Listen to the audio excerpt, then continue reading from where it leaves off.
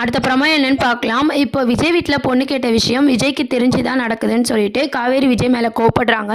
Already அவருக்கு பொண்டாட்டி இருக்கு, உயிரோட தான் இருக்காங்க. எதுக்கு என்ன கல்யாணம் பண்ண நினைக்கணும் அப்படின்னு சொல்லி ரொம்பவே கோவமா பேசிட்டு இருக்காங்க. அந்த டைம் பார்த்தீங்கன்னா நம்ம அம்முவை கூட்டிட்டு விஜய் வராரு. மிஸ் அப்படின்னு கேட்டதும் அப்படியே காவேரி ஆஃப் ஆயிடுறாங்க.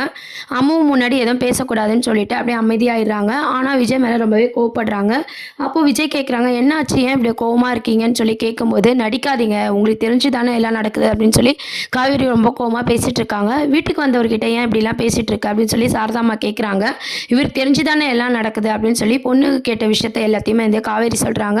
நம்ம விஜய்க்கு பார்த்தீங்கன்னா ஒன்றுமே புரியல. உடனே சாரதாம்மா சொல்கிறாங்க, உங்கள் தாத்தா சித்தி சித்தப்பா எல்லாரும் வந்து பொண்ணு கேட்டு போனாங்க, அதை பற்றி நான் காவேரி கிட்ட பேசும்போது அவள் கோவப்படுறா அப்படின்ற மாதிரி சொல்கிறாங்க. இதை கேட்ட விஜய் வந்து, எனக்கு இந்த விஷயம் எதுவுமே தெரியாது, எனக்கு தெரியாமல் தான் பண்ணிட்டு இருக்காங்க அப்படின்னு சொல்லி விஜய் வந்து சொல்கிறாங்க. இவ்வளோ சீக்கிரம் எதுக்கு எங்கள் தாத்தா இந்த வேலையை பண்ணாரு, நான் போய் கேட்குறேன் அப்படின்ற மாதிரி சொல்கிறாங்க. அதுக்கப்புறம் பார்த்தீங்கன்னா அம்முவை கூப்பிட்டதும் பார்த்தீங்கன்னா அம்மு வந்து, நான் இன்றைக்கி மிஸ் வீட்லேயே இருந்துக்கிறேன் டாடி அப்படின்ற மாதிரி சொல்கிறாங்க. வேறு வழி இல்லாமல் நம்ம விஜயம் அங்கே விட்டுட்டு போகிறாரு.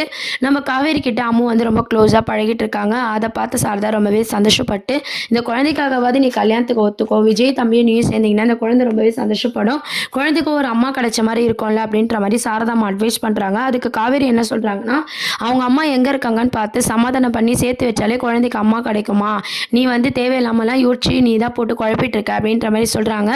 நீ அம்மாவாக இருந்துக்கிட்டு இன்னொருத்தி அம்மான்னு சொல்கிறியே அப்படின்ற மாதிரி சாரதாம்மா பார்த்திங்கன்னா மனசுக்குள்ளே நினச்சிக்கிறாங்க. அதுக்கப்புறம் விஜய் பார்த்து தாத்தாவை பார்த்து கேட்குறாரு, காவேரி இந்த மாதிரிலாம் பேசுகிறா, என்ன தாத்தா நடக்குது, எனக்கு திரும்ப மறுபடியும் என்ன பண்ணீங்கன்னு சொல்லி. அப்போ தாத்தா எல்லா விஷயத்தையும் சொல்லும்போது, ஏன் தாத்தா அவசரப்படுறீங்க, கொஞ்சம் கொஞ்சமாக தான் காவேரியை நம்ம வழி கொண்டு வரணும் அப்படின்னு சொல்லி விஜய் சொல்கிறாங்க. அதுக்கு தாத்தா என்ன சொல்கிறாங்கன்னா, அவளுக்கு எப்போ ஞாபகம் வருது, நீங்கள் எப்போ சேர்றது, அம்மாவும் தாய் பாசத்துக்கு ஏங்குறா இல்லையா, அதனால சீக்கிரம் உங்களுக்கு கல்யாணம் பண்ணி வச்சா எல்லாமே சரியாயிடும், சாரதா வந்து எப்படியோ ஒத்துக்க வச்சுடுவா, நீ கவலைப்படாத விஜய் அப்படின்னு சொல்லிட்டு சித்தி தாத்தா எல்லாருமே பார்த்தீங்கன்னா விஜயை வந்து சமாதானப்படுத்திட்டு இருக்காங்க. இன்னொரு சைட் பார்த்தீங்கன்னா கல்யாணத்துக்கு ஒத்துக்க சொல்லி சாரதாம்மா வந்து காவேரி கிட்ட பேசிட்டு இருக்காங்க. இது எல்லாத்துக்குமே காரணம் விஜய் அப்படின்ற மாதிரி விஜய் மேலே தான் வந்து காவேரி வந்து கோவப்படுறாங்க. இதெல்லாம் தான் அடுத்த அப்கமிங் ப்ரோமோவாக இருக்குது. இதை பற்றி நீங்கள் என்ன நினைக்கிறீங்க அப்படின்றத கீழே கமெண்ட் செக்ஷன் சொல்லி சேனலை மறக்காமல் சப்ஸ்கிரைப் பண்ணுங்கள் ஃப்ரெண்ட்ஸ். தேங்க்யூ.